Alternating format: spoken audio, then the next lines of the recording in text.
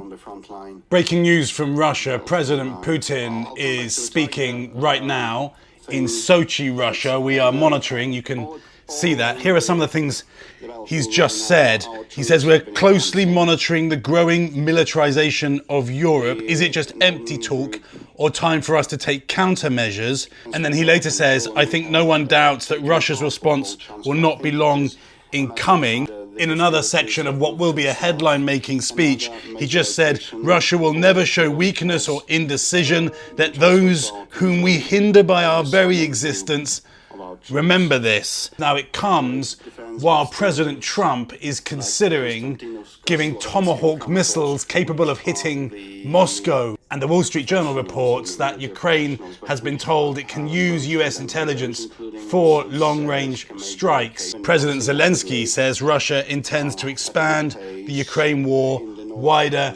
and deeper. This speech by President Putin, I'm listening to it now, it's an annual event, but it does seem more militaristic than previous years. President Putin has now been speaking for hours. There he is, you can see. We continue to monitor what he's saying. I want to just bring you a couple of quotes which are really important. One of them is, Putin says, can Tomahawks impose damage? Yes, but we'll shoot them down. But then he says, will this pose threats to our relations? Of course.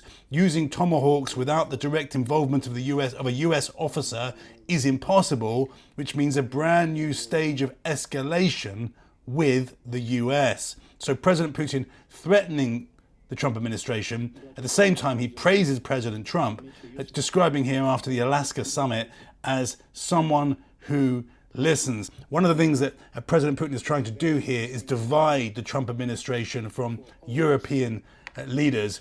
That may be challenging, though. I'm told by multiple people close to President Trump that he is deeply frustrated with Putin.